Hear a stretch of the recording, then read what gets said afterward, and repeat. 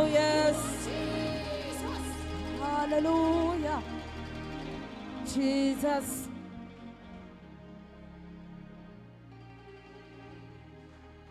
Thank you, Jesus.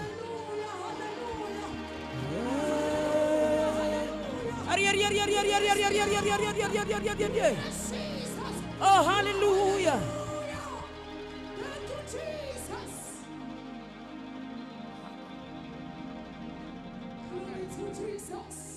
Jesus. Thank you, Jesus. Hallelujah. Asimpindeni bangcwele simshayela izandla uNkulunkulu. Oh, hallelujah.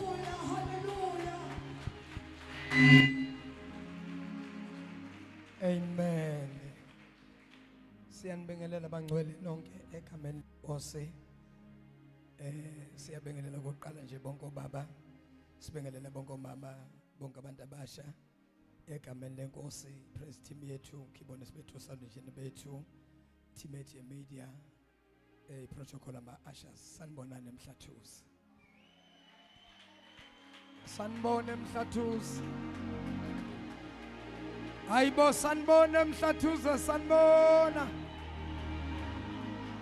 Ake sishane uNkulunkulu izandla kakhulu. Umphefumulo wami uyakudumisa.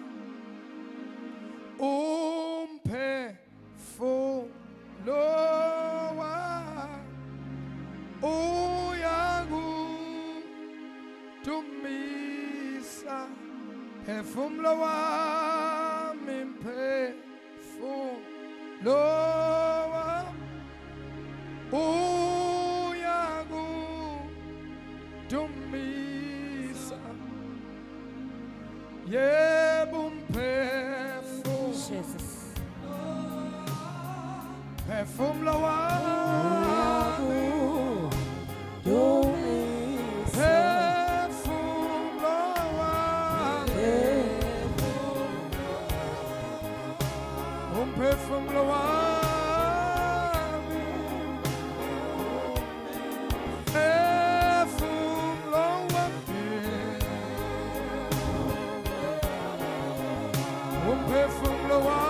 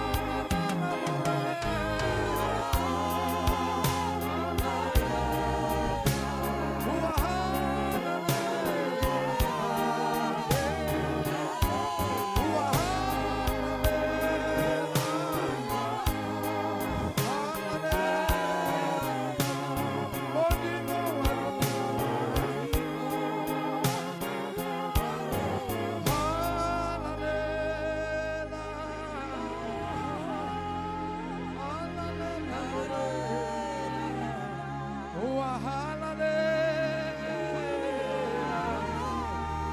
Hallelujah. Oh, hallelujah.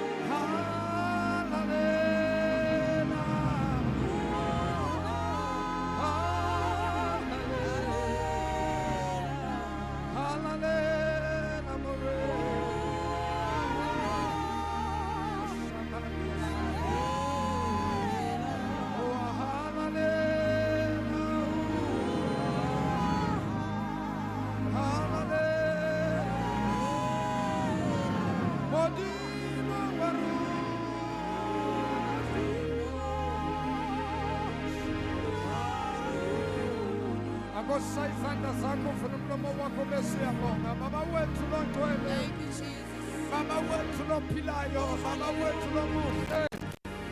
Egameni likaJesu, egameni eliphile, Baba egameni elingaphezu kwamagama onke, Baba egameni thina silibiza. uNkulunkulu wathola amandla ukuthuthumela amadimoni, ngithubeka Baba zonke izifo egameni likaJesu waseNazaretha, mlilo odlayo, mlilo oqothulayo, akothatha indawo yakho nagalesi sikhathi. uNkulunkulu wethu egameni likaJesu, babona amandla kohambahambe phakathi kwale ndawo egameni likaJesu Kristu inkosi yethu. Babona amandla, we give you honor. Babona amandla, we give you praise. God, we give you glory. In Jesus' mighty name. Siyabonga uNkulunkulu wethu, siyabonga Dwala lethu, siyabonga Mdala wensuku, siyabonga Alpha, siyabonga Omega. Khawe Nkulunkulu egcwele amandla, sithubana njengawe uNkulunkulu wethu. Ubani Baba ongafaniswa nawe, ubani uNkulunkulu onamandla ongalinganiswa nawe. Egameni lenkosi yethu Jesu, nali ibandla lakho, nali ifa lakho.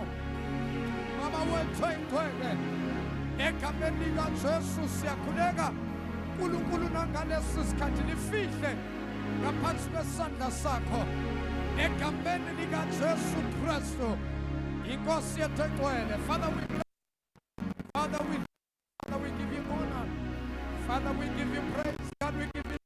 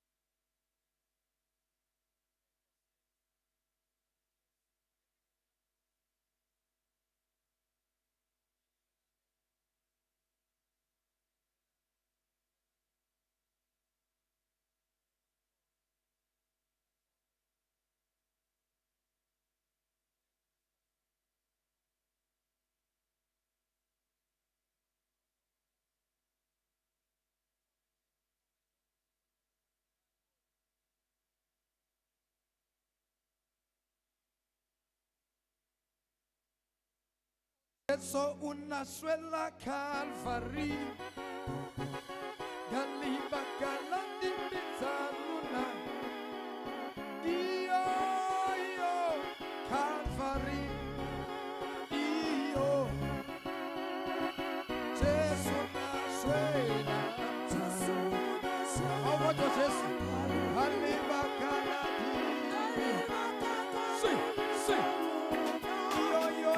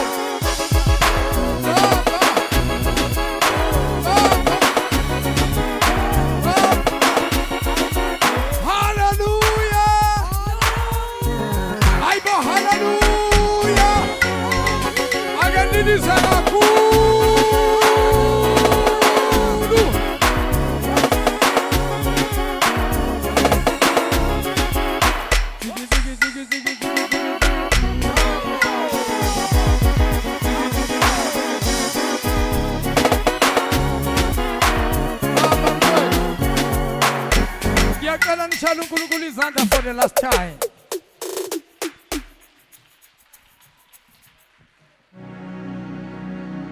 Yes, Jesus. Oh, hallelujah. Mangabe khona umuntu oseduze kakho kade engadansi, ngiyacela ukuthi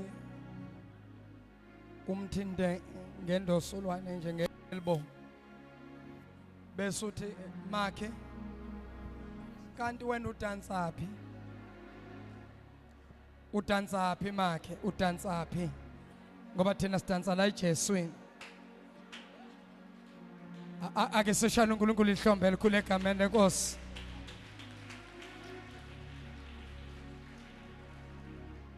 Angeke bafowethu lapha akuna sound sidalwa. Ngiyahamba ngingana voice la. Maneke ningiphe ama top nje lapha at least abantu bangizwe. Ngiyezwakala? Niyangizwa ngapha? Kahle. Kusho ukuthi ke inkingi ngapha kimeki. Faka ni monitor lodwa angithi lona alile fryang li right. Ngikhuluma kahle vele ngiyazi ukuthi sisemoyeni ngifuna bezwe ukuthi niyafraya niyashisa ngifuna bezwe ukuthi niyashisa. Hawu nibashaya izandla ukuthi bayafraya. Jesus. Hayi nibashaya izandla ukuthi bayashisa. Cha angisho ukushisa lokuthi basemdlandleni bayashisa. Ngisho ukuthi bayashisa isawu. Manje nishaya izandla abantu baqedisa. Hey ayikho. Ake nishaya uNkulunkulu ihlombe. Singahlala phansi bazalwane ebukhoneni benkosi uJesu. Lungisa impela sabuzana lungisa noma nifakele yangudugudu. Lapha nje ngiyayifuna isound. Sanibonani bazalwane, sanibonani bangcwele. Ake nishaya izandla nina nonke enikhona. Siyabonga kakhulu bangcwele, siyababingelela nabefundisi egameni lenkosi ethu uJesu uMnazaretha ongcwele, alibashaya izandla bonke abefundisi. Hallelujah. Sibonga uNkulunkulu.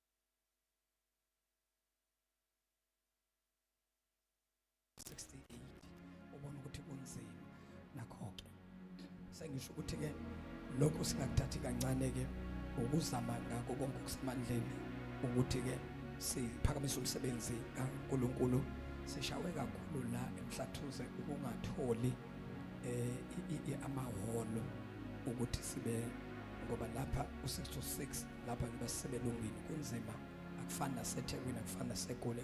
Anytime eThekwini anytime, but sake sawubamba u6 to 6 lapha eholweni kamasipala. Hey, kwaba strong, baphuma abantu basemhlathuze, lagcwala ihholo, wasebenza uNkulunkulu.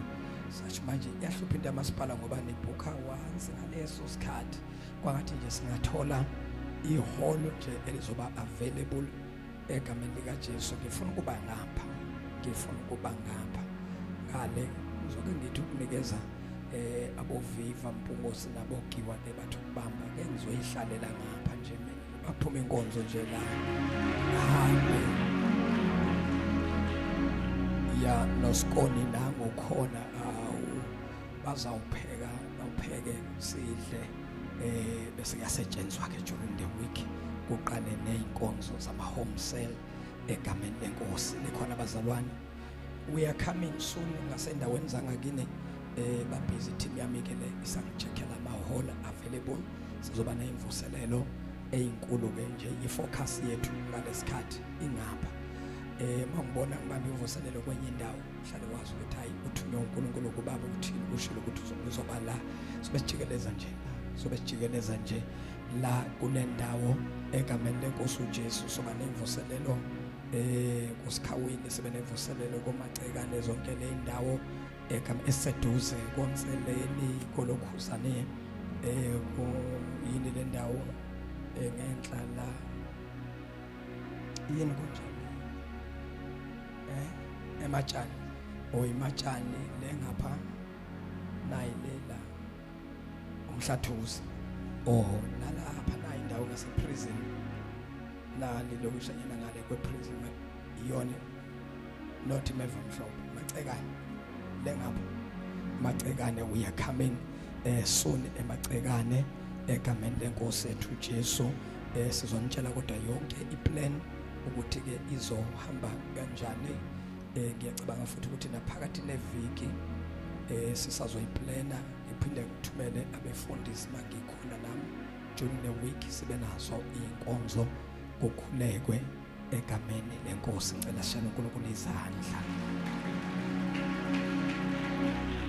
Nakho ngiyacela ke ukubona izandla zabantu abaqala ukufika phakathi kwethu, abathi nje ngiyaqala ukufika namhlanje, ngivakashile la ekhaya kodwa selokhu nje ngivakashile, ngizizwela nje uthando lokuba sendlini kaNkulunkulu egameni lenkosi. Kube kuyangami laba bale emumva ukube beza ngapha bahlala kunazi ihlalo engaphambi kwabo, nalaba balapha emumva nabo ngabe bayeza nje bavale nazi ihlalo, ungabe nesihlalo esi-empty phambi kwakho. Ngiyacela, ngiyaxolisa futhi ukunisusa senihleli bazalwane, asenzeni njalo nje masinyane, especially abasemumva. Ngiyacela nje egameni lenkosi ukuthi beze phambili, ihlale ngaphambili before siye emuva, akugcwale zona egameni likaJesu umNazaretha longcwele. Bashayeleni izandla lapha nje ngicela abantu nje la bafundisi la emva kwenu, ngicela nje abantu sondelani ngapha egameni lenkosi. Praise the Lord. Nakho ke basha, nakho ke awu yena yabona ke bantwana bami ke manje, ya danki. Ngiyacela lingabe nisayishintsha ke le pattern okuhlalwa ngayo, lingaye emumva, qalwa phambili siye emumva. Nakho ke basekhona basasele abasondele mfowethu, nawe ngiyacela nje bhuti wami, sondela laba balapha abawuthuni bayeke bangama-ushers, baya-asharisha baswani babona ke basimele lapha egameni lenkosi. Nakho ke yaba yinhleke into yabona ke oda ke manje, hayi kodwa i-odi mnandi mani, buka nje nibahle kanjani, nihlelekile, nihlezi kahle, yashayela noNkulunkulu izandla. Hawu kodwa thank you sis, uyabona ke yayinhleke leyo nto. Nkosi yami gogo Dlamini, siyakubingelela, salukwazi uNkulunkulu aqhubeke asigcinele wena ukuba khona kwakho phakathi kwethu usasinikeza ithemba njengabantu abahambile nenkosi ibanga elide. Wasindiswa ugogo uDlamini abanikanazi. Ugogo uDlamini wasindiswa ano 12 years eyintombazanyana. Wehlelwa amandla kamoya oyingcwele at the age of 12 ebhizi no Sunday school. Wehla uNkulunkulu, umntwana omncane ola 12 angazi ukuthi kwenzakalani, ehlela amandla kaNkulunkulu waphephetha ulwimi engazi ugogo ukuthi kwenzakalani. Kunento nje ngathi yafika yahlala ulimini, wabathe uyayikhafula uyayiphephetha lento ukuthi yini le, kanti sekwehle umoya ongcwele. Wabathe uyaphephetha, wathi asuka bathi abantu bezwa bazwa umntwana omncane shaborida labasikhala nababa, kanti sekehle lo moya ongcwele. Bathi ayibona ingane wenza lo mntwana, bayitshela ukuthi uyagula, mhlambe kunento ayiginyile noma ingene emlonyeni, kanti sekufika umoya ongcwele uyambhabhadisa at the age of 12. At the age of 12. Ngiyayazi ke gogo leyo nto, that feeling ngiyayazi ke mina. Ngibhabhadiswa ngomoya oyingcwele ku-youth service lapha eKatlehong RWC ngaphansi kwa-Apostle Khabo Nyekiza. Ngangisindiswe emvuselelweni ukababa wayebizwa ngokuthi ubaba uTsokuthu, wayeze ku-Apostle lapha washumayela umuntu kaNkulunkulu ngasindiswa. Manje ngiyabuka la enkonzweni, yabona insizwa zibhizi ziyehla zenyuka, sengiyabuza bafowethu bafuna ukusebenza la enkonzweni kwenziwa kanjani. Bathi hayi ntangawoza, bangithathe bangifake abafana bangiboniseke. Sasikhonzela etendeni, ihlalo nje banihleli soma, kuphuma inkonzo sayiqoqwa, zipakishwe zibe zinde ziye phezulu, bese ziboshwa ngeketana, bese ziboshelwa kuyiphila yethente, ziboshwa ukuthi ke abafana igebengu bangazintshontshi. So umsebenzi sasuwenza ke ekseni, sasifika abazalwane bangafiki, abantu sasifikisana nabo ngoba sibafice sebafikile enkonzweni. Sasifikisa ama-intercessors, omama ababekhuleka before inkonzo iqala. Sithola omama bayathandaza, siqaqa itulo lapha ngathi siyafaka, siyapaka itulo, siyazibeka ngapha, siyathandaza landa babosaya, siyabeka ihlalo. Kwakumsebenzi wethu ukuyipaka, siphinde futhi makuphuma inkonzo siyiqoqe siyibophele phezulu. Now it was Wednesday during the week, we had a prayer yabantu abasha, kwamenyezelwa i-fasting Monday, Tuesday, Wednesday, sasizohlangana si-youth. We started to pray, ngafika abanye bekhuleka, we started to pray. Kwafika mina qala, I remember yangangifika elike entweni zikaNkulunkulu, fike ngivule itende kushaya umoya, ikhiphe ihlalo, izipake nje i-youth, bafike bahlala. So we started to pray while abanye abantu balokubeza bangena i-youth, saqala manje sakhuleka. While we were praying, waqala umoya, wavuka umoya nje, umoya kusho ukuthi ngathuza ngamandla, ngavala ke iketi zetende, ngathi ukuthunga nje kwaba half umnyango sokuthi abangenayo mabangena nje bagobe bese bayangena, because umoya oqhamuka ngaphambili ushaya itende. So wawumubi umoya oqhamuka ngapha. Ngomusa nje kaNkulunkulu kwakunesakhiwo, igaraji yayingaphambi kwethu, thina singasemva kwegarage. So umoya ovinjwa ile building, kodwa wamubi umoya wakhona.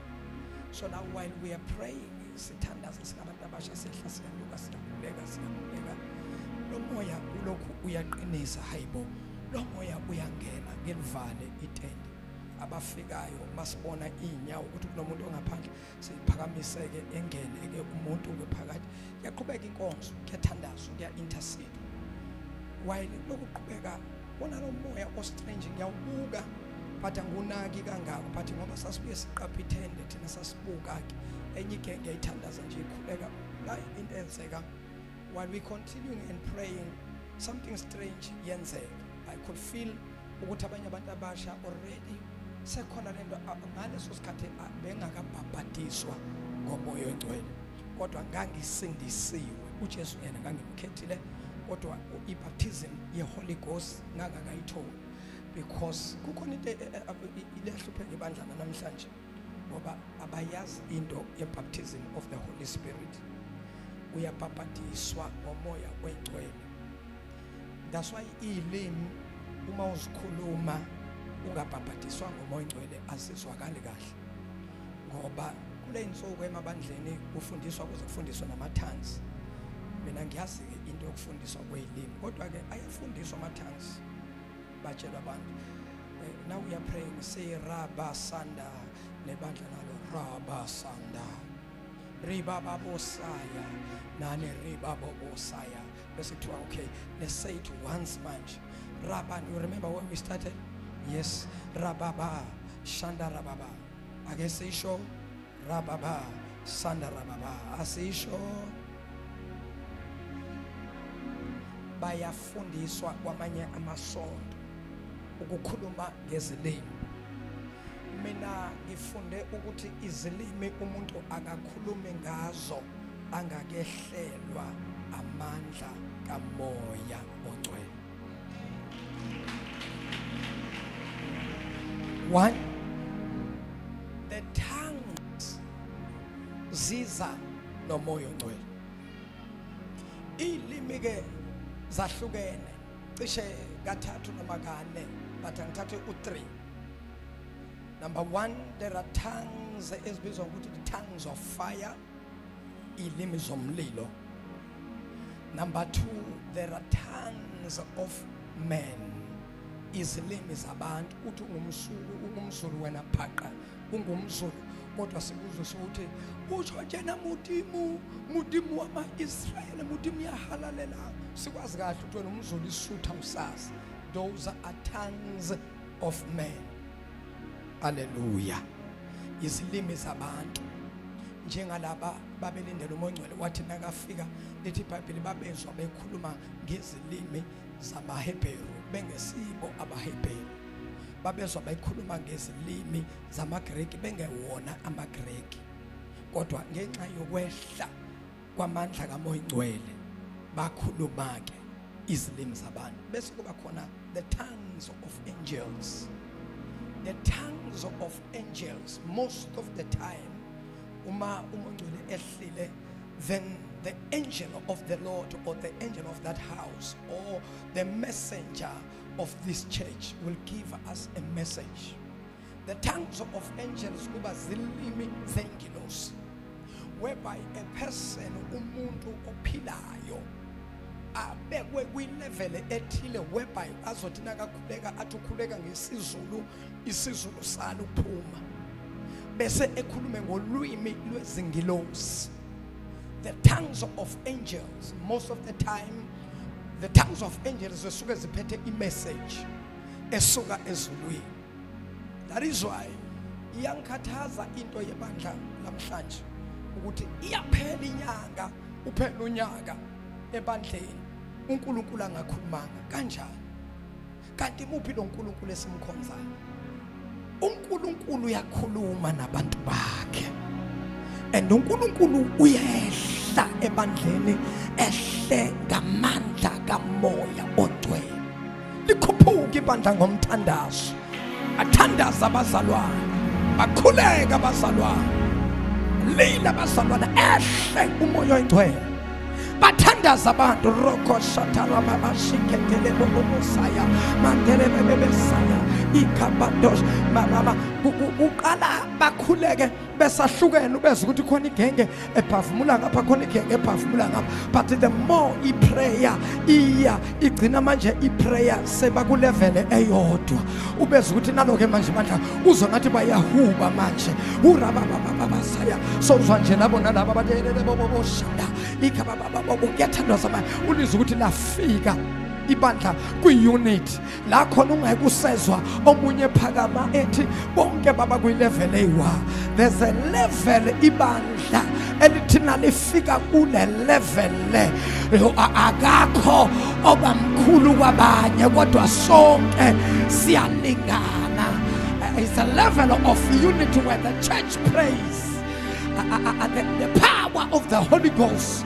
Yilo wona kuzaba khona bakhinqika phansi, kube khona amandla kaNkulunkulu ehlela phezu kwabantu, akhinqike abantu umuntu ukuthi ugqoke ingubo expensive edulayo ukuthi ufake hairstyle expensive masekwehle amandla kaNkulunkulu kabi saba nandaba nengubo yakhe nehairstyle yakhe uyaphuqaza ebukhoneni benkosi ubanjwe amandla abanye bayalila kuphuma inyembezi kuphuma umfinyili kuhlangane nje yonke into bethandaza ba likhuphuke ibandla ukhuphuka umkhuleko bese uyehla umkhuleko uthi nawehla liyazotha manje ibandla ene mabehla kwangathi kunomuntu ba-orchestrayo ngathi kunomuntu nje othi orchestra the people ngathi uyabatshela ukuthi manje ukhuphuka nabayehla ngathi uyabatshela ukuthi manje yehla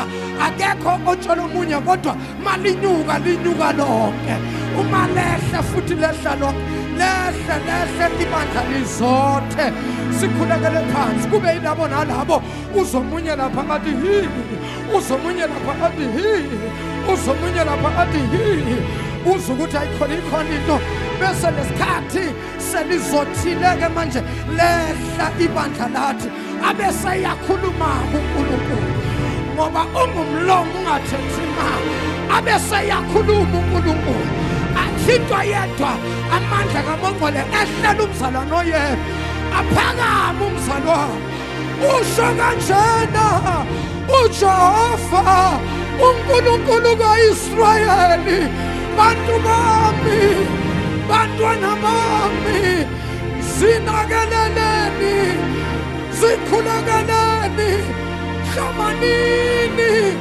isikhali sikaNkulunkulu lungani bandla likaJehova nasisitha sintshontshabela ibandla nasisitha sichitha ibandla thandazani khulekani wehlelwe ngamandla lo lizothile ibandla abanendlebe kamoya sebayalalela lokhu umoya akushoyo omunye uyaprofetha omunye uchaza isiprofetho siza ibandla lakho Nkosi siza ibandla lakho abavuka abaprofethi abavuka abaprofetikazi hey aligcwaliswe ibandla ngamandla kamoya oqwele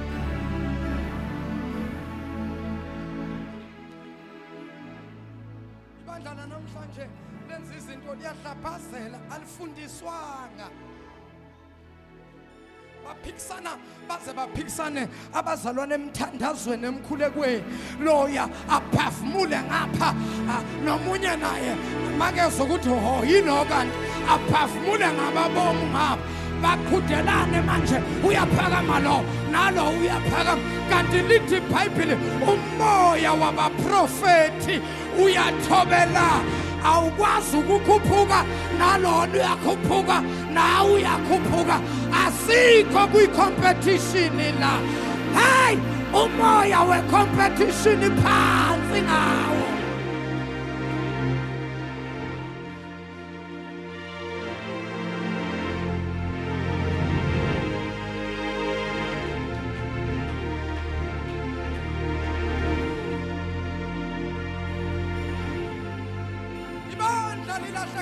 message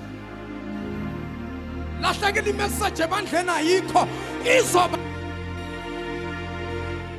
izoba khona kanjani imessage ngoba uNkulunkulu nakakhuluma ibandla liyaqhudelana nalona ufuna ukubonisa igift yakhe ukuthi yena uyakhuluma noNkulunkulu yilona naye ufuna ukubonisa ukuthi yena uyathandaza ukhuphuka indaba bazalwane okhuphuka indaba kayikhuphuke othandaza ekhaya kathandaze kodwa konke sikwenzayo sikwenzela ubuhle nokudunyiswa kwegama likaJesu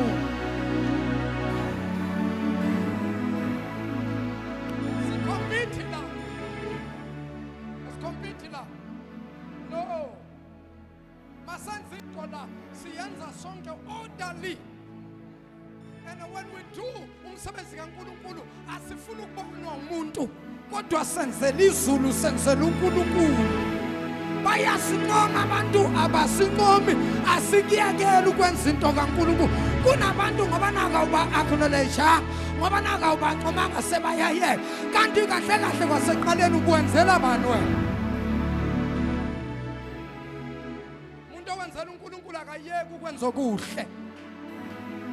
Ngisho abantu bengasamncomi abantu bangasamboni uyaqhubeka enza umsebenzi kaNkulunkulu. Yehla moya ongcwele.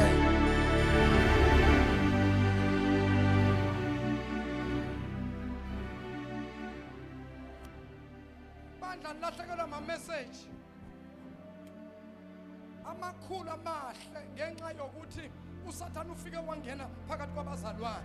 Kunabazalwane abavumele uSathane wangena ngespirit sepride phakathi kwabo. Ipride ezulwini idimoni eladimota lehla lehlisa lengilosi yayidumisa uSathane noma uLucifer. uLucifer wehliswa impakamo ukuzazi ukuthi yena lenkonzo eyenza uye wehliswa kwathiwa phansi ba wakhahlela kwathiwa ayifumanekanga indawo yakhe. Ayi bangcwele uNkulunkulu akasizi bandla ngomoya wepride. uNkulunkulu asize ngisho nabefundisi nathi abefundisi uNkulunkulu asize ngempakamo ngepride. Uyibona wena ungumfundisi ngathi ungcono ukwendlula abanye abefundisi. Hey uNkulunkulu khona abafihlile.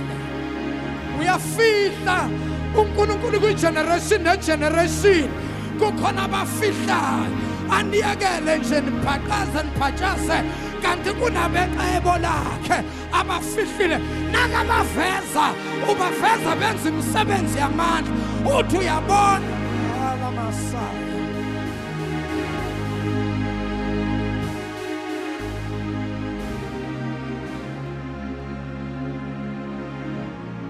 Anoyiqaphela into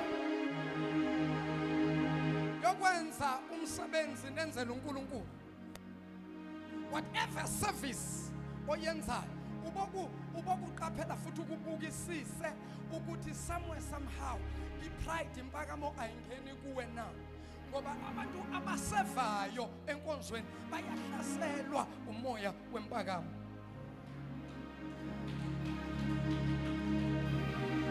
Niqaphele bantwana bami ukuthi masanimila ningakujwayeli ukumala. Ngoba once najwayela ukumala nizokhuluma nabantu engazathi angazi nibomama ubanibani nina. Khuluma nabazalwane anyhow ngoba kunama worshippers ane disorder angakwazi ukukhuluma nebandla. Uyafika ngumfundisi ibandla selilimele lilinyazwa abantu abemala. Khuluma nabazalwane anyhow. Hayi bazalwane siphakamene ngeenyawo njengoba nakhathala ekseni kangaka nathi siyakhathala njoba simela. Uba nothemana la wena. Uba nothemana la. Mangabe uyakhathala yehla hamba uhlala phansi. Hamhlala phansi.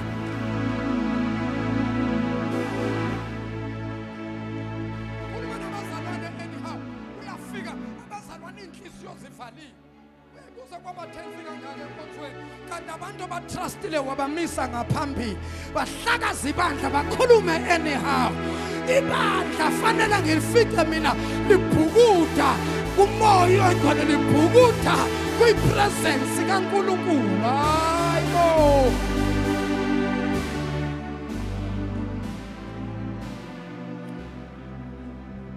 Mina umzalwane lana usasimeleka siphakameni bazalwane. And with attitude ekusho ngepride ngeattitude you need to be careful. If you are serving in the kufana naba asharayo la mabethi kuwe sicela ukuthi uhlale la labantu bayasebenza lalela lokho abakusho akubona futhi abakuhlalisa lapha kahle kahle wena uhlaliswa yimina la nathi ukuthi mina ngeke ngikwazi ukuba seThekwini manje ngiphinde ngibe kusemhlathuze manje. So I need to extend and expand myself. So now this is the way of expanding myself. I expand myself through those who are serving in the house of the Lord as ushers. I expand myself through those who are singing. I expand myself through those who are in media. I expand myself through those who are playing a keyboard. This is the way I expand myself. So now, when the ushers say, nabakuhlalisa khona uhlaliswa yibona uhlaliswa yimi nami futhi uhlaliswa yimi uhlaliswa uJesu noJesu naye uhlaliswa nguye uhlaliswa uBaba, because the God that we serve is the God of order. Order.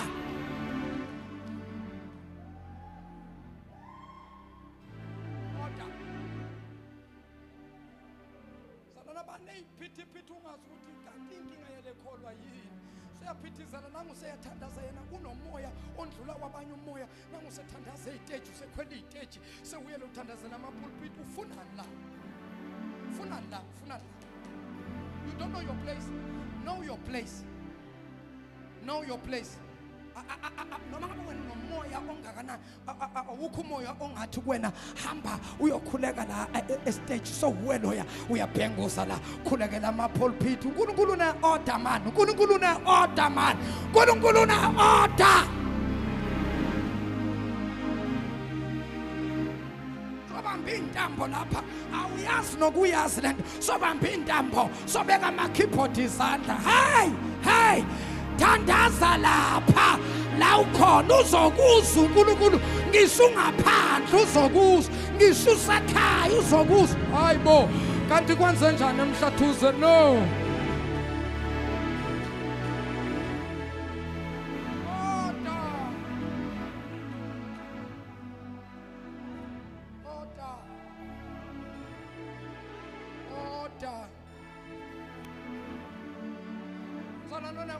Owehlelo umoya ngcwele akezi la angakathi baba ngiyakhuleka ngambulela umoya ngcwele baba ungambulela ukuthi ngikhulekele izitulo zama-asha. Asikuboni lana so thinta izitulo zama-asha so wena loya thinta izitulo zama-asha phakama so thinta izitulo zama-asha so faka bofire uthandazelela uNkulunkulu une-order. Hayi uThixo une-order.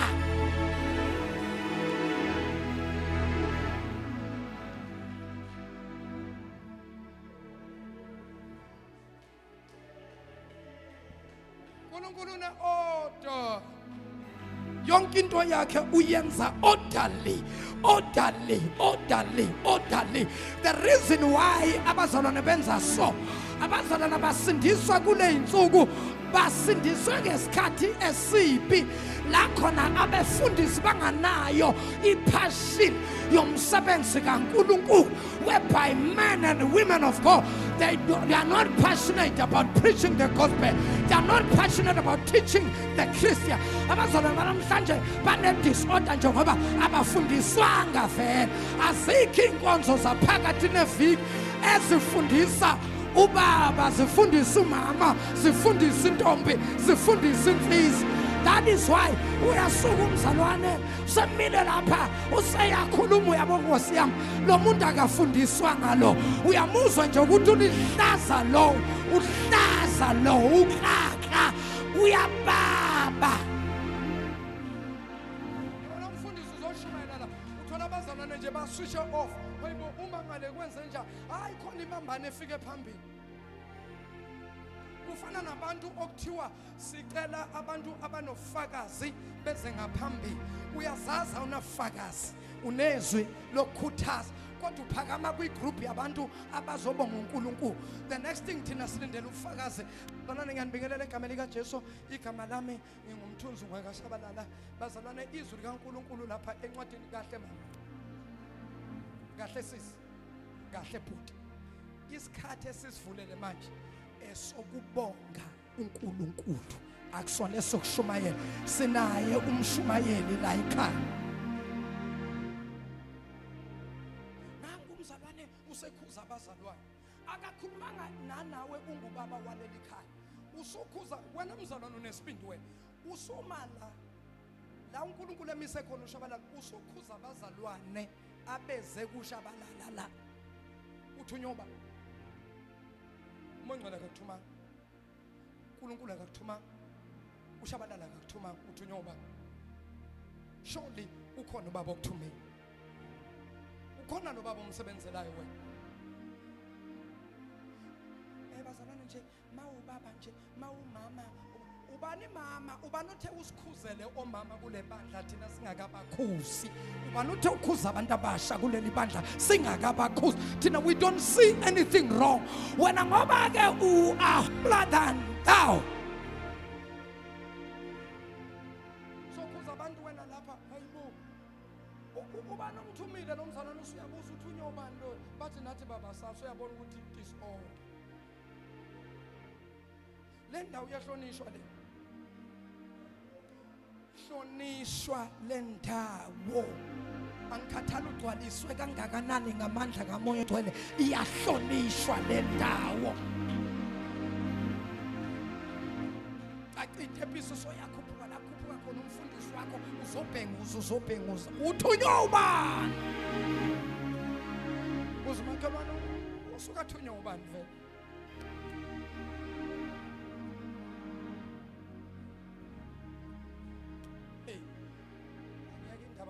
message yami tshela umakhelwane ukuthi ayibendlula nje ubaba nje uyashanela nje yizibanyana nje ezincane yabona nje ileziba nje ukuthi mawushanela indlu bese kusala nje kwezitshanyana nje yiko lokho nguwe yabona lokho wena ukushanyela ukuthatha ukufake ngaphansi komata noma ngishanyela kona mina ngiyakhipha ke ukhiphela ngaphandle ngoba bakhona abashanelayo bese bashanyela bafake izibi bashiye emva komnyango ngale emva kwesitapha lapho mawungathi umuvi stapha hawu indlu iclean kodwa nazi izibi emva kwesicaba ezinye hawu na ungaphakamisa umata lo kushanyeliwe kuclean endlini kodwa na ungathi umata hawu unezibe ezifakwe ngaphansi yizo ke lezi engizithi utshela umakhelwane izona lezi azithi lezi zithi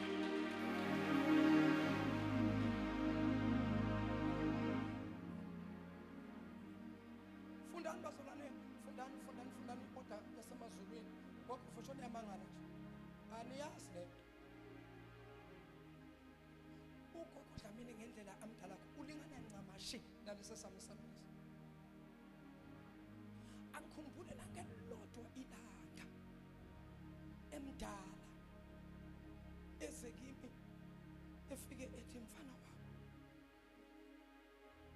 lapha usorenso lutho indasho njalo nje uzohleze ethi uNkulunkulu sekafikile mntanami angaze ngimuze ugogo ekhuluma enye into njalo mawuza kuye uNkulunkulu sekafikile ndoda ngithi gogo athi hayi ndoda uNkulunkulu sefikile uyasebenza manje uyasebenza ke sikhuleke manje ugogo dlama uzokuthola le hayi ukuthi akaboni njengomuntu omdala uhambile noNkulunkulu uyasazi izinto bayamangala sometimes abazalwana amakholwa amadala izinto ababona igenge yanamhlanje ngendlela abaziconducta ngakhona umoya wecompetition wabulela amabandla ungabona kugcwele ukuthi emfi akukho mzalwane kugcwele iskeleton abazalwane babili bathathu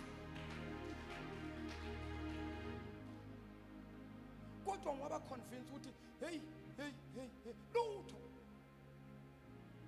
agcwele kodwa kunamuntu ngoba ibandla maligcwele linoNkulunkulu futhi abantu bedonswa uThixo akudingi nokuthi ukuze uyayibonela ukuthi laba badonswa ianointing kaNkulunkulu lapha kule ndawo prophetana abazalwane umunye umzalwane lapha ubonisa into kubazalwane abanye lapha useprofeta abazalwane usetshela abantu izindaba number one spirit of distraction. You are not allowed to prophesy any person if you are prophesying by the Spirit of the Lord in this house. If you are prophesying any mzalwane okhona la without ukuthi uze kimi as the father of this house, that is the spirit of distraction. You are disrupting abazalwane babo. Umzalwane one order owambulelwe something ngempilo yomunye umuntu. Uyayibona into uNkulunkulu ayikhuluma kulo mzalwane. Then abeseza kimi as a father of the house baba kusame kunomzalwane ongihluphayo emoyeni lapha enkonzweni lo mzalwane baba uNkulunkulu mangikhuleka njalo ungambulela lo mzalwane unesifo esisorenso lo mzalwane baba uhlushwa into eso ubaba bengicela kuhle kubaba ukuthi ubaba emkhulekele noma ubaba nami kulo mzalwane semkhulekele. Wampulakela is something that bazalwane sukwela bazalwane bangcwele. Something omunye uthola ukuthi vele lento iyambula uNkulunkulu umoya ongcwele. Ngifuna ngizwe kahle. Uthola ukuthi iyambula umoya ongcwele. But la wena ekushaye khona akashonga umoya ongcwele ukuthi hamba umkhulekele. And akashonga umoya ongcwele ukuthi jumpa umfundisi wakho. Njengoba amakholwa anamhlanje nje analoyo umoya ukusijumpa. Usomthola usebeka abantu ubhadeka abantu bakho izandla. The next thing uyashumayela la ubeka abantu izandla kumanifest imimoya. Manje nomzalwane kusukela nini manje anemimoya. Yilo ukuthi nabo ngoba ba desperate bazalwa ubonisa into esonaka umzalwane seprofeti omunye umzalwane la useyakhala. Ukhalela thula. Ukhalelani. Hayi baba ukuthi lento ayikhulumayo iyiqiniso bake bayiprofeta ngomunye manje ukhalelani pho. Angayiconfirm mina as your spiritual father. So yakhala wena. What if she's prophesying or he's prophesying lo muntu njoba usukhala nje wena? What if I prophet les ehamba nomoya njoba usukhala nje wena? Abanye lapha na prophet osekabeka abantu ubhadeka abanye nabantu ke abazalwana bangakhuli bakhiwele umzalwane I disorder. Umfundisi webandla ukhona nabazalwane sebakhiwile nabo uyabatshela uyabaprofeta nawo usebabeka izandla nabanye nabo nabaya sebayawa na vuka wena vuka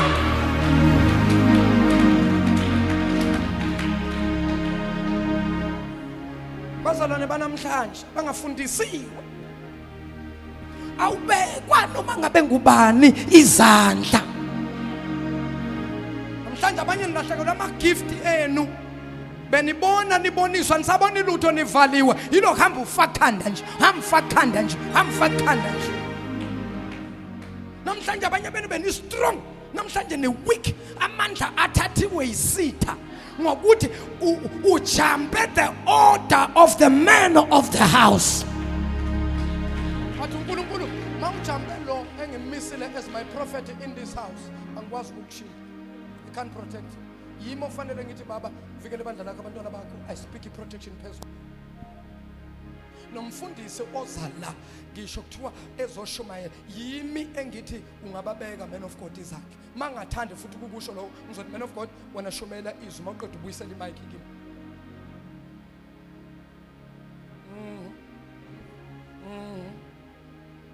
Bamenzeni lutho.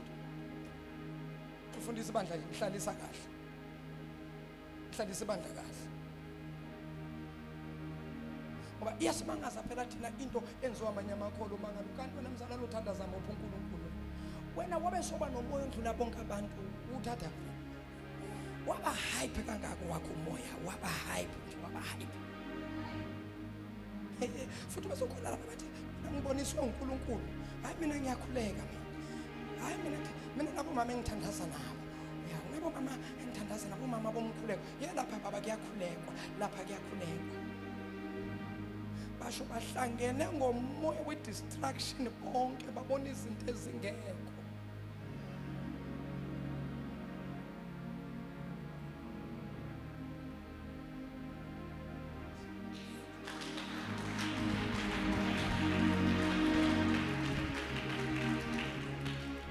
Siyazi thina kokudla mina. Bazalwane babekwa abanye bazalwane izandla.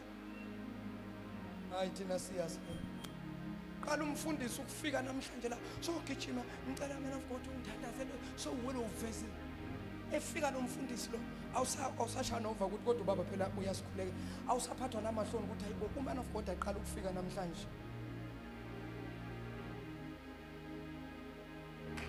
wathula manje lapha kwenze nini ugiwa kukhona abagijima bayakugiwa.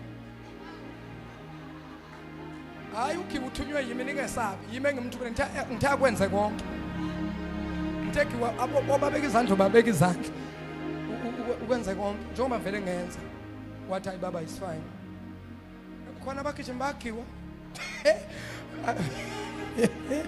vala shabalala angiphume kule angaze ngifike kanjani. I really don't know how did I arrive here. I don't know. Hayi kodwa umhlathuzi, hayi nge-order ake nishayele izandla. Hayi umhlathuzi nge-order hayi.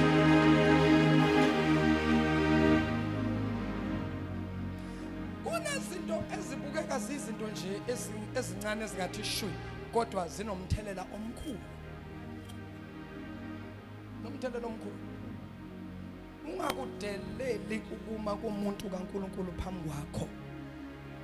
Umjwayele aze angabi saba nevelu kuwe. Kodwa ngaphandle nakaphuma uNkulunkulu enza imangaliso ebantwini. uJesu wangena endaweni yakubo bathi miracles lo nisho lo indodana kaJoseph nolo badayi asimdlala ngathi thina sibhizi. Lithi iBhayibheli sangikwenza ngisho isimangaliso esisodwa wabe sekehlela nje emzaneni oseduze. Maka lemzeni uthi kwenzeka imangaliso kwaphakama ishosha zaphakama impumputhe zabona kwenzeka nje imangaliso. Lithi iBhayibheli umdumo wezwakala wafika naseNazaretha ukuthi kwenze imanga. Lithi iBhayibheli base bayibuza ukuthi pho waye kungenzakalanga endaweni yangakithi. Base bayathola ukuthi cha inkinga ibanga kuye, inkinga ibe kithi ngokungamhloniphi. Hallelujah. Ama ngaze ngifike kanjani la? Ngicela ningidedele sengiyandlula. Ngicabanga ukuthi ngidlulisile uNkulunkulu befuna ukuthi ngicela ngephi 30 minutes I will be done. Ikhona lento. There's a shift. Ake ngikhulume ngento ebizwa ukuthi shift. Somebody say shift. Somebody say shift. Okay, somebody say shift. Funa ukuthi ukusho loud. Somebody say shift.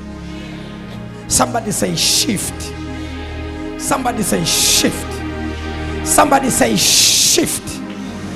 Somebody say shift. Agome ngenyawo uthi ngifuna udemonstrate le. Somebody say shift. Say one more time, shift. Say shift. Say shift. God bless you. You may be seated. Now there's a shift in the spiritual realm, in the realm of the spirit.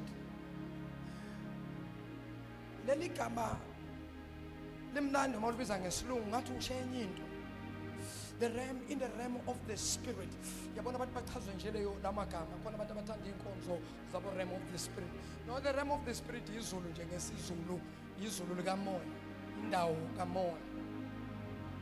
So ngaze ulahlekelwa uNkulunkulu ulogijimisana nabo realm of the spirit uchaza ukuthi kule sonto lakushunyelwa ufundiswa khona uthanda ukuthi in the realm of the spirit. Nabantu phela bachazwa nje igama lesilungu. Nabantu abachazwa ukuthi umfundisi wethu ushumela ngesilungu. Futhi abantu banesibindi. Abantu bake bahlala enkonzweni esilungwini ezwa izwi igama nje liyi1 kuphela. Iziphuma inkonzo angazwanga lutho kodwa lokuzile. Mawuthi ukhonza alibizi igama. Mina I'm fellowshipping at Eagle Mountain Prophetic Ministries. Eagle Mountain. Angitshaliza musigama lethu mawurola kodwa emasolubiza kahle nje ngikhonze Eagle Mountain angitshaliza kodwa mawurola ungena Eagle Mountain Prophetic Ministries. Eagle Mountain Prophetic.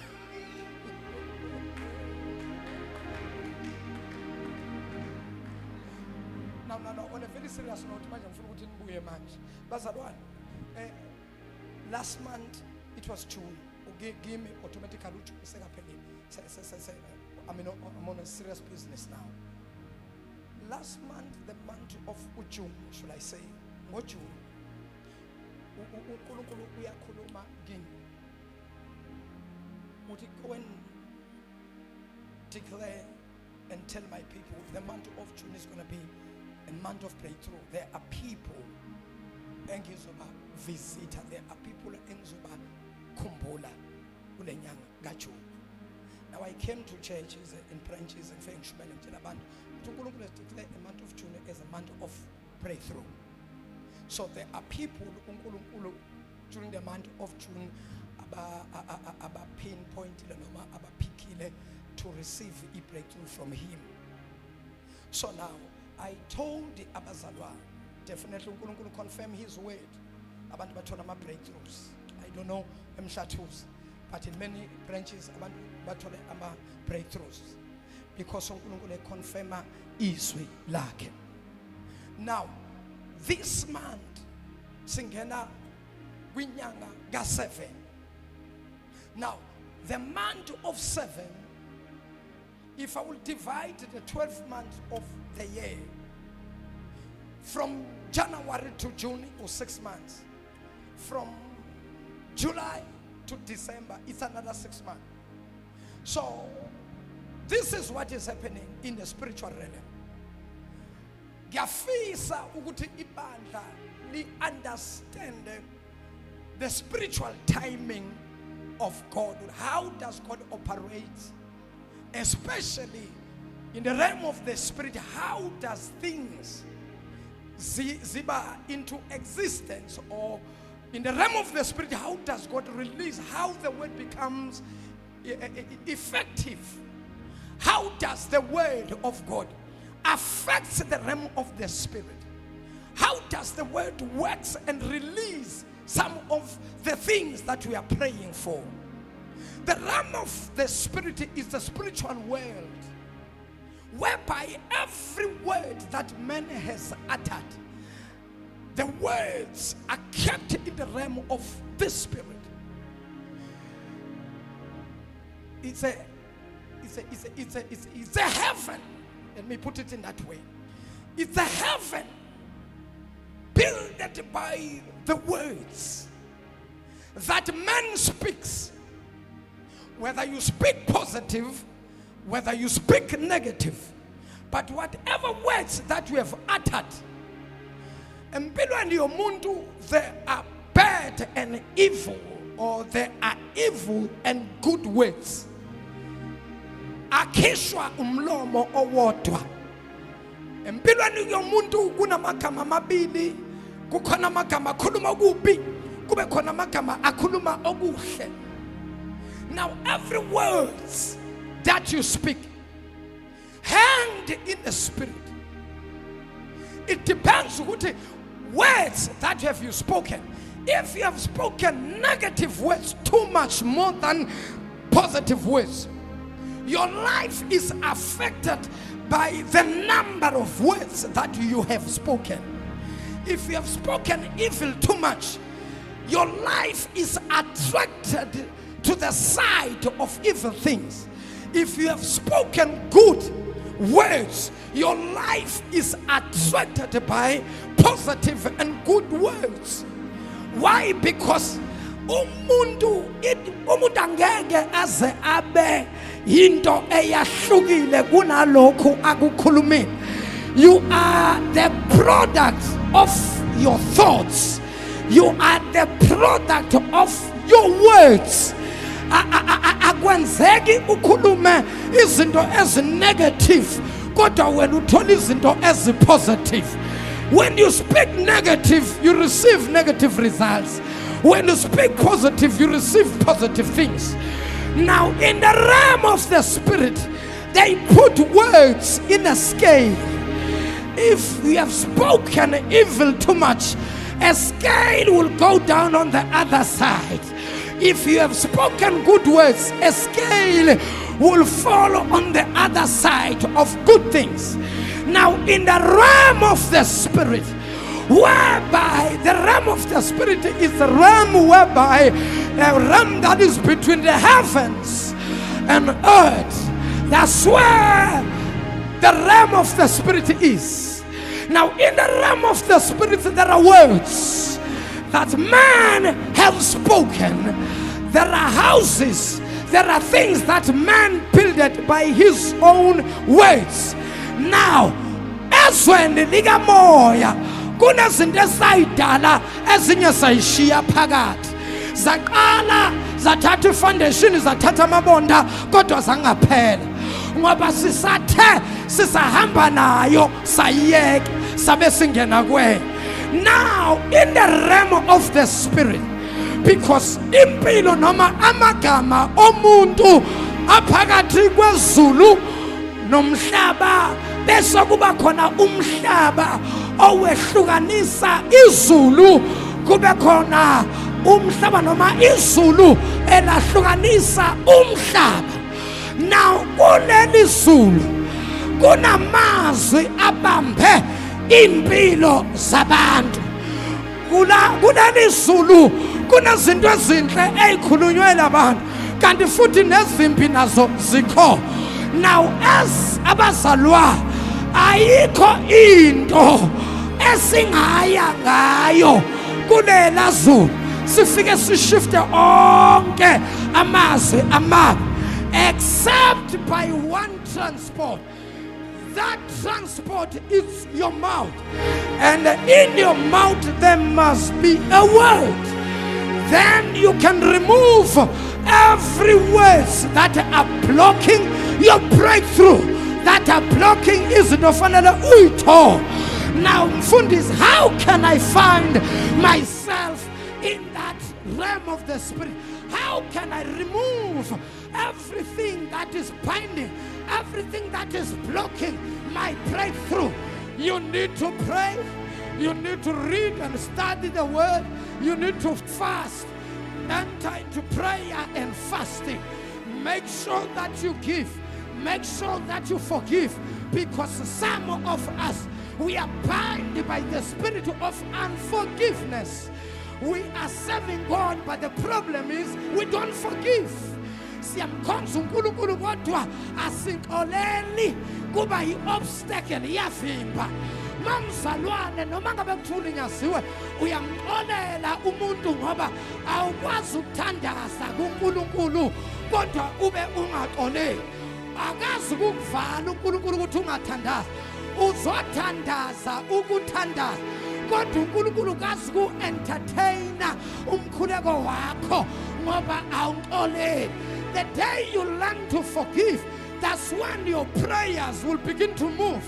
As long as you don't forgive, uNkulunkulu noma ngabe ethumela ingilosi noma ingilosi iza ithi letha impendulo uthi uSathane wo uyaphi lo athi kwingilosi uyaphi ithi ingilosi nyambisa izinto zikashabalala ayicele kuNkulunkulu ithi ingilosi mana lapho awukwazi ukuya kushabalala wena ushabalala akaxoleli ushabalala akakwenza ukuthi bese ithi ingilosi awukwazi. So now that is why in the realm of the spirit there is a man called Jesus.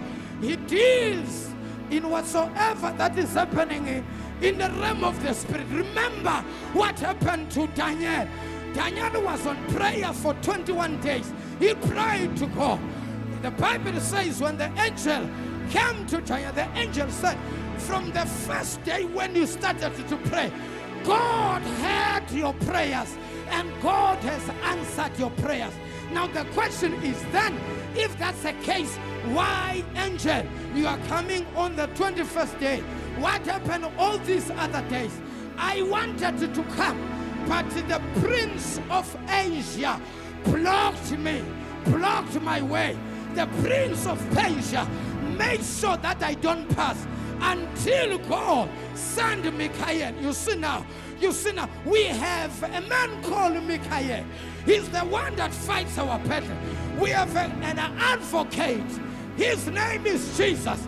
He's an advocate on our behalf. He's the one that speaks on our behalf. He's the one that pleads on our behalf.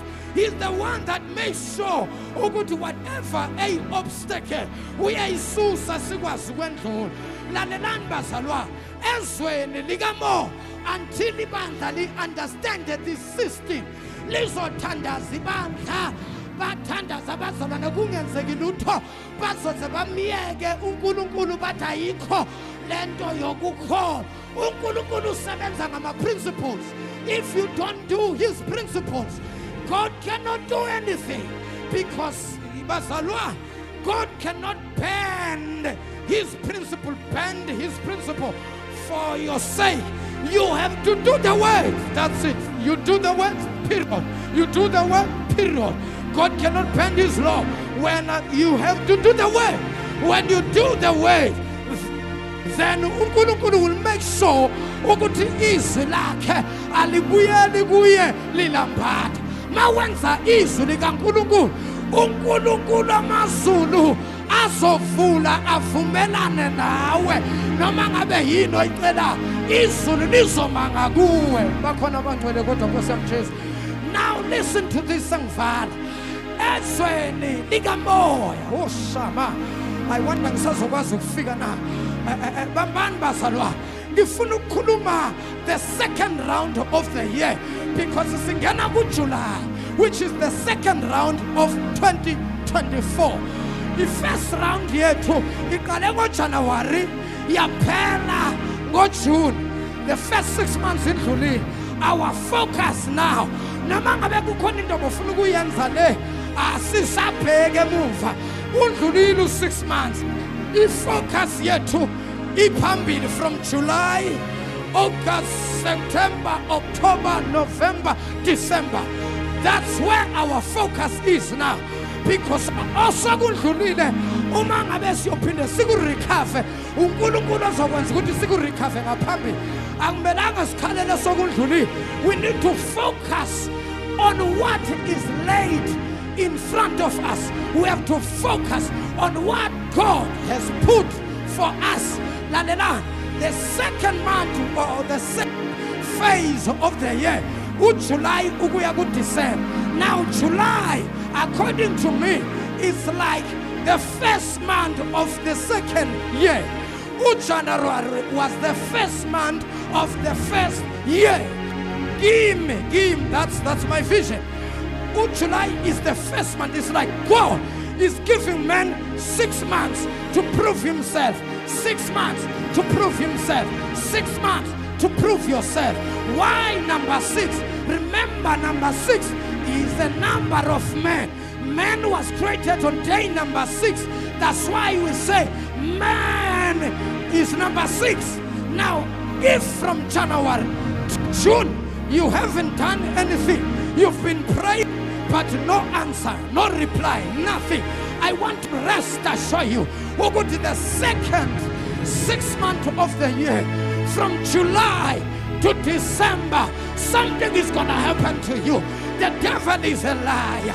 You can't fail from January to June and fail from July to December. Surely between now and December, something is going to happen to you. From July to December, I'm seeing the angel of God saying to you, keep on and keep on and keep on and keep on and keep on and keep on and keep on. Something good is going to happen.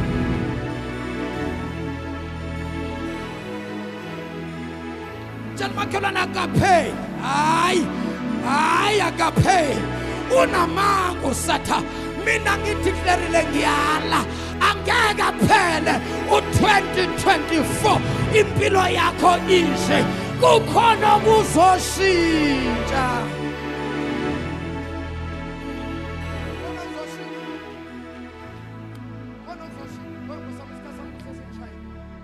Kodwa nje asifundise bangathi umfundisi ufike wakhuluma ezinye izinto basuka lapho shi asazi ukuthi bekuvulwe kuphi. 1 Kings chapter number 18 verse number 41 to verse number 46. I want to touch 2 or 3 things. This is your talents. 1 Kings chapter number 18. Is it first? Yes. 1 Kings chapter 18 verse 41 to verse number 46. I want to show you the power of the word of the prophet. Amandla ezwi nomprofet. 1 Kings chapter 18 verse number 41 to verse number 46. Incwadi yamakhosi okuqala chapter 18. Yeah. From verse 41. Wayesethi uEliya kuAhabi. Okay, ithukunyusa kancane ke ithoni yakho ke ibe ngathi iba namandla. Wayesethi uEliya kuAhabi, khuphuka. Wayesethi uEliya kuAhabi, khuphuka. Yokuqala le. Udle. Number 2, udle. Uphuze. Number 3, uphuze. ngokuba kukhona umdumo wemvula enkulu. Athu sokuba ukhuphuke, isizathu sokuba udle, isizathu sokuba uphuze yingoba kukhona umdumo wemvula enkulu. Wayesekhuphuka uAhabi Wayesekhuphuka uAhabi njengaloku umprofeti ethe akanyuke ukuba adle aphuze. kuba adle ephuza. uEliya wakhuphukela esiqongweni seKhameli. uEliya umprofeti kaNkulunkulu wakhuphukela esiqongolweni sentaba iKhameli. Wakhothamela phansi. Wayithi mayekafika phezulu entabeni wabesekakhothama ngamadolo, waqhuqa ngamadolo, wakhothamela phansi. Wabeka ubuso bakhe phakathi kwamadolo akhe. Wathatha ubuso bakhe wafaka phakathi kwamadolo akhe. Wathi encekwini yakhe, Wabeseka encekwini yakhe, khuphuka khuphuka ubheke ngaselwandle. ubheke ngasolwandle. Yakhuphuka yabheka yathi, Yabe seyakhuphuka incengu yabheka ngasolwandle, yabe seyithi akukho lutho. umuntu kaNkulunkulu angani lutho, akunalutho. Wayesethi, Waphinda futhi wathi uEliya, phinda kasikhombisa. phinda kuze kube ngasikhombisa. Kwathi ngokwesikhombisa yathi, Kwesikhombisa wayesethi bheka bheka. kukhuphuka ifu elwandle. Bambani bazalwa, wathi kulokwesikhombisa uAhab wathi kuloka7 wathi bheka muntu kaNkulunkulu kukhuphuka ifu ngasolwandle. Lingangesandla somuntu. Lincane ifu elikhuphukayo, lingangesandla somuntu. Wayesethi khuphuka. Wayesethi ke khuphuka. Umtshela uAhabi ukuthi, Phinda umtshela uAhabi ukuthi, khuphuka umtshele uAhabi ukuthi bophela wehle we funa uvinjelwe imvula. funa uvinjelwe yimvula. Kwathi ngesikhashana nje Kwathi nje ngesikhashana eqeda ukusho njalo, izulu laguqubala. izulu labe seliyaguqubala ngamafu. Afuna ngomoya. Izulu lana lanetha, Lana imvula enkulu. lana lanetha imvula enkulu. uAhabi wakhwela inqola. uAhabi wakhwela inqola njengaloku umprofeti ethe akabophela inqola ngoba kuza imvula enkulu. Waya eJezreel. Abheke eJisrayeli. Isandla sikaJehova sasikuEliya. Isandla sikaJehova sasiphezu kwaEliya umprofeti. Wabopha ukhalo lwakhe. Wabopha ukhalo lwakhe. Iphi lento enibopha ngayo? Wabopha ukhalo lwakhe. Iphi shashani badwa? Wabopha ukhalo lwakhe. Wabopha umprofeti kaNkulunkulu lo. Wabopha ukhalo lwakhe. Wabopha ukhalo lwakhe. Wabopha ukhalo lwakhe. Wabopha umprofeti lo obopha ukha. Umprofeti uEliya wabopha ukhalo lwakhe. Wagijima phambi kukaAhabi. Wagijima phambi kwaAhabi. Waze wafika ekungeneni kwaseJezreel. Waze wafika ekungeneni komuzi waseJisrayeli. uNkulunkulu abusise ukufunda kwezwi la. Ngicela ngiphe nje only few minutes, because if lento ngingayisheranga noma ngingayifundisanga noma ngingalipreparanga ibandla lizolahlekelwa izinto eziningi as we enter the second season or the phase or the second phase of the year. Number 1, nasi simo ngingakhe isithombe so that wonke umuntu ekwazi ukuqonda understand, because incwadi zabaprofeti most of the time zifihlekile ngoba ukuloba komprofeti akufani nokuloba komunye umuntu nje. Abaprofeti, they've got their own language. The apostles, they have their own language abayisebenzisa Now this is story. Now izulu liyabalela for 3.5 years. Alinethi umhlaba. Akunamvula, akulalutho. Kusuka umuntu osuka emzini waseJisrayeli uyehla uza kumuntu kaNkulunkulu. Uma efika kumuntu kaNkulunkulu uthi baba izulu libalele kunesomiso akunakudla imfuyo iyafa akunalutho. Usethi baba yazinto muntu kaNkulunkulu ngiyayithanda into yalo baba ngoba kusho ukuthi wayeqonda ukuthi lo muntu kaNkulunkulu ikhona into angayenza. Ngamanye amagama lo waye understand that the ability of the prophet or the ability of the man of God, because a prophet is a man that has a word, a man that has been ordained by God, a man that has been anointed by God. A prophet is a man that speaks on the absence of things and speaks the word in the absence of things. What was absent when the prophet speaks, it becomes. In the absence of the rain, a prophet spoke the word, and there was the rain. In other words, a prophet will never lie. Every time when a prophet speaks, a prophet will speak something engekho. But when time goes on, sibona lento naya into umprofeti bekayikhuluma. Now listen to this. Uthi ke uEliya kulo muntu kaNkulunkulu, lalela, hamba wena ubophele noma nyuka intaba uye phezulu udle uphuze bese yanyuka. IBhayibheli kwakwenza lo, wayesebiza inceku yakhe wathi hamba khuphuka intaba uye phezulu entabeni iKhameli ufike ubheke phezulu ukuthi ubona. Now listen to this. Yakhuphuka inceku. Number 1, bayifika iyabheka yangabona lutho yehla yabuyela enzansi yathi baba akunalutho. Wathi umuntu kaNkulunkulu phindela for the second time. Waphinde wakhwela intaba wabheka wabuka akunalutho. Wehla wathi baba akunalutho for the third time. Remember, akukho lula ukunyuka intaba. Ulokunyukela into engekho. Uyanyuka akunalutho, uyanyuka akunalutho, uyanyuka akunalutho.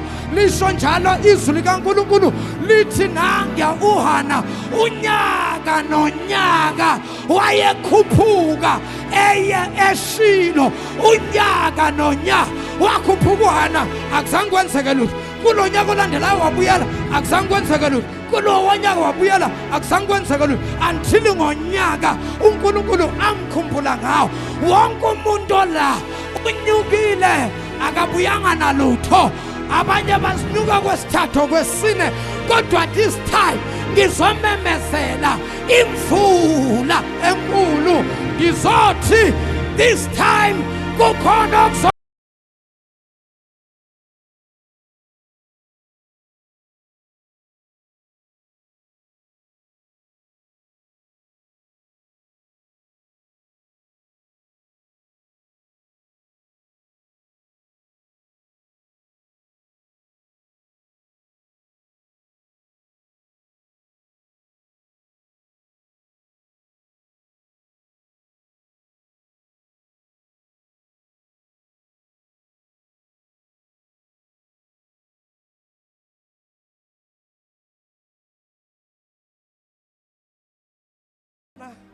imessage abayideliver bese kuba khona into encane ofanele kuyilandela. Wamisa lento encane ulahlekelwe imessage yonke. Abaprofeti uma bekhuluma kunento ebizwa ukuthi i-prophetic instruction. A prophetic instruction ngaba ukuthi umuntu uzwile izwi lesiprophet kodwa kube sekhona into encane ukuthi akayenze. Abantu i-message bayayizwa but they don't follow the instruction. Now a word of the prophet becomes failure or a liar simply because umzalwane akathathanga the instruction. Because uNkulunkulu angasikhuluma isiprofeto kodwa kube khona into ayifihlayo. uNkulunkulu knows ukuthi abaholwa ngumoya wakhe bazokwazi ukuyibona lento futhi bazokwazi ukulalela the instruction yomprofeti. Now listen to this. Uthi uEliya, khuphuka uye phezulu entabeni iKhameli, ufike ubheke phezulu. Lalela, kuthi uma ufika phezulu entabeni ungabheki kwenye indawo, ubheke ngasolwandle. Bakhona manje abekho ke namhlanje emhlathuzi. Ubheke ngasolwandle. Ngamanye amagama ukukhuphuka kwalo kwangamelanga lokuqala ezindaweni eziningi ngoba imessage iloud and clear ithi imessage ubheke ngasolwandle. Wakhuphuka lutho 5. Wathi baba, wathi umprofeti phindela. Wakhuphuka. Akudlali ukukhuphuka intaba, ufuna ukuthi uyibambe le 6. Akunalutho. Wathi baba, akunalutho. Wathi umprofeti phindela 7. Kuloka 7 naye fika phezulu entabeni ebheka ngasolwandle, kwabe sekukhuphuka ifu. Ngamanye amagama ifu belikhona kodwa belilinde i-instruction ukuthi uyayibamba nalo. Into eyenza ukuthi ku-1 naku-2 naku-3 naku-4 naku-5 angaboni nix, bekufuna ukubona ukuthi uzoyibamba i-instruction na. Kuloka 6 ifu naloko likhuphuka kodwa yena angaliboni.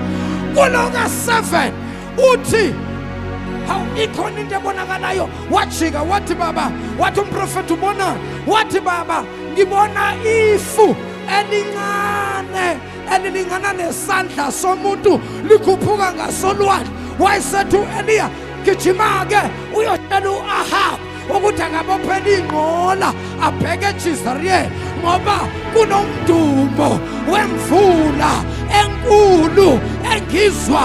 Wagijima lo watshela u-Ahabu abophele inqola. Nazi inqola ziyoshona eJezeriyeli. Wakhuphuka uEliya yena waya phezulu entabeni, wafika wathandaza. Makehle entabeni ushada lithi iBhayibheli wabe sekabopha ukhalo lwakhe, wehla entabeni egijima uEliya, wafika inqola zamahashi waze wayi-overtake ngespeed abeka hamba ngaso. Washiya inqola eyisuke eqala kunakuye kodwa wazi-overtake wayofika eJezeriyeli. Lalela, let me prophesy. July. Ngithi kule nyanga kaJuly kunezinto eziza ngespeed esisheshayo. Iyashesha lento, iyaphuthuma lento. Haleluya. Lalela mzalwane, uNkulunkulu ngoJuly, kusukela manje kuJuly ukuya kuDisemba bazokwathi igama, bazothi umthakathi, bazothi umlowo, ngoba izinto zakho ziyohlangana ngespeed. Babuza nemoto ukuthi wenze njani. Angizenzi amazulu avele emangakini, ziyashesha. Ndithi mina ziyashesha into zakho. Acceleration, awusheshe lo msebenzi, ayisheshe le promotion, awusheshe lo mshado, ayisheshe le imali, awusheshe lo muzi, ayishayi bazalwa, ayisheshe into zakho. The devil is a liar. We are going forward, backward never. Awuthinta babili abathathu uthi we are moving forward. The devil is a liar. Backward never. but for whatever uthi umprofethi ngizumdumo wemfundo enkulu. Lalela, the sound that you are hearing, the sound that you are hearing determines the size of your breakthrough. If you are feeling a heavy rain, that means your blessing is bigger, your blessing is greater, your blessing is bigger. Hey, awusumsindo mkhulu, kusho ukuthi nesibusiso sakhona sikhulu. Now sizulu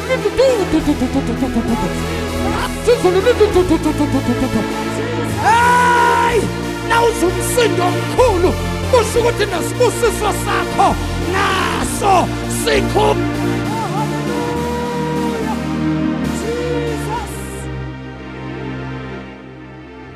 Turn off Jehovah, vula Jehovah. Thinda babili abathathu uthi vula Nkosi. Vula Thixo, vula. Vula alamanje kuJuly. Vula Thixo. Vulani masango. Vulani masango. Vulani masango. Na inkosi yokulunga sayifikile. Vulani masango. Na inkosi yokulunga sayifikile. Noma ngabe liphi iminyango, noma ngabe ngapha masango avaliwe, ayavuleka, ayavuleka, ayavuleka. Hey, ayavuleka.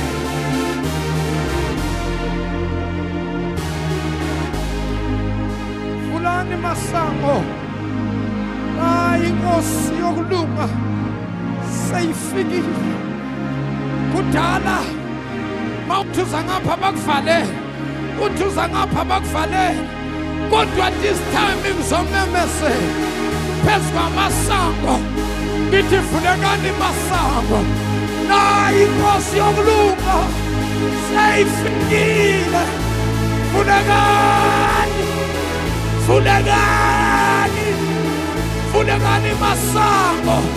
Awushayi izandla zakho, vula umlomo wakho besiyabo.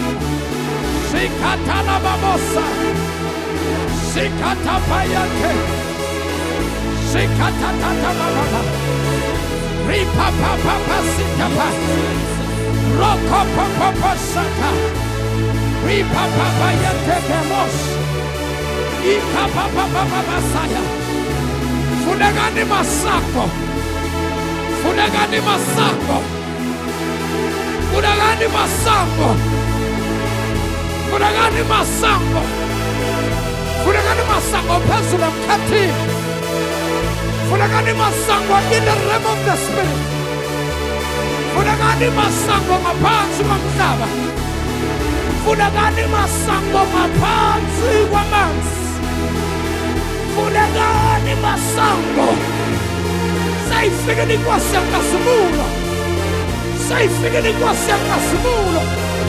Hallelujah, hallelujah. Thank you, Jesus.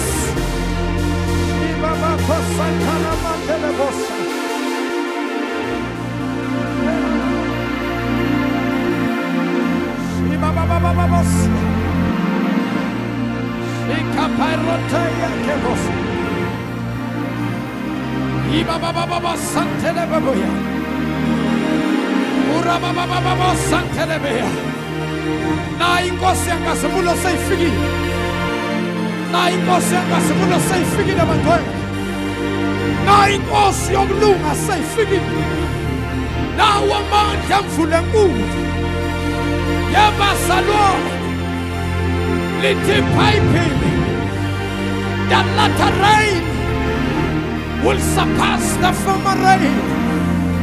If it has rained from January to June, the latter rain is going to be bigger than the former rain. The latter glory will be bigger than the former glory. Ushatalababa. Ushatakaboshateya. Libababa Sandalababa. Mokosaya Etelebos. Yandalababosaya. Mama. Shaizanda. Oshana mama yetel. Era mamosa. Usana mantelebe. Rekepo satarama kosaya. Ena nizululia neta na nizulel kulu. Naim fulengulu.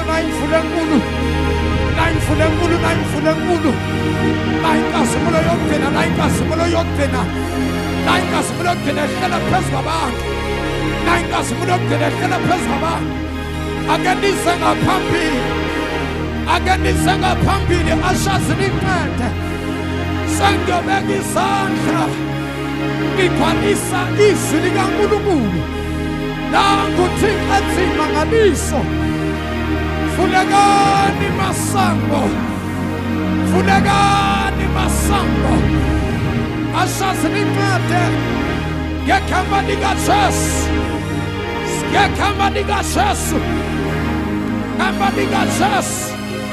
In the name of Jesus.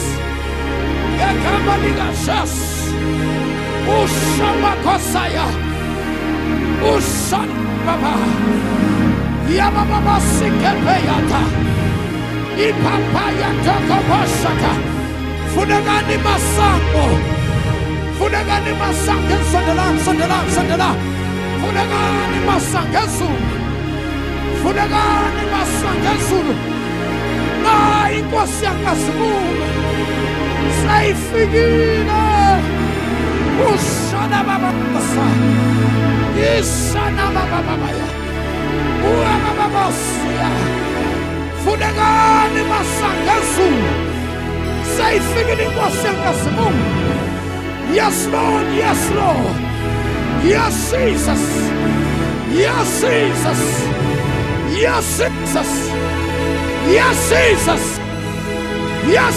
Sivana Asas. Osana Mama. Never Messiah. Ripapa Sikepotopoya. Ripakat Shade. Inana Mama Yakebomosa. Breketeli Pakasaya. Funagani Masangasu. Funagani Mzango. In the name of Jesus. In the name of Jesus. In the name of Jesus. In the name of Jesus. In the name of Jesus. In the name of Jesus. In the name of Jesus. Funagani Masangasu. Funagani Masang. Yakama Nigaches.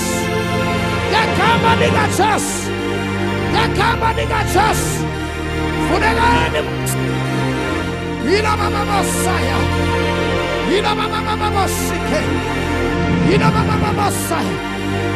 Mandaya Kadosa. Ina Mama Messiah. Yandala Bossa. Yandala Bossa. Shikapaya. Shaizando from the normal Messiah. In the name of Jesus. In the name of Jesus. In the name of Jesus. Shaitan, come on.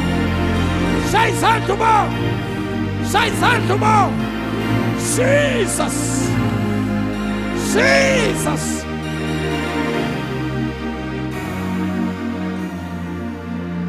Hela bossa. Asimpinde simshaya izandla kakhulu.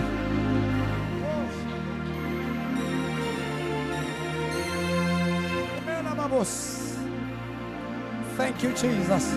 For the last time I'm going to share my izandla enkulu egameni lenkosi ethu Yesu.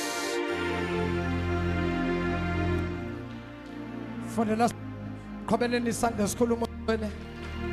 Kodwa Nkosi yami Jesu. There's a shift in the spirit. Something is happening. Eagle Mountain. Again, Shalom Gulugulizan. Again, Shalom Gulugulizan. Again, Shalom Gulugulizan. Shalom Gulugulizan. Thank you. In Jesus' name. God bless you. God bless you. God bless you. Shayina uNkulunkulu izandla for the last time. Kuba bonke ababukeli bethu. Yes. Bonke abasibukela emakhaya. Kuzindawo ngezindawo. Lalela. Listen to the prophetic instruction. Uthini umuntu kaNkulunkulu. Wenze lokhu uNkulunkulu athi kwenze ngomuntu wakhe. The breakthrough is coming your way. If you want to support us through prayers, through your offering, through your giving, na account wethu lapha ku screen sakho nje lapha enzansi, ungavela wathathe utransfere, udeposite, unikele umnikelo wakho, uzosibona isandla sikaNkulunkulu. God bless you. Kuba bonke abasukela emakhaya, uNkulunkulu wamusa anibusise. Ningakhohlwa this coming Friday siseThekwini ke the prophetic night with Apostle MJ Shabalala. Sibone imangaliso zikaNkulunkulu eGoli nakuleli viki. We are expecting the same at Thekwini. May the good Lord bless you all in Jesus' name. I am your Apostle MJ Shabalala. Salute. God bless you.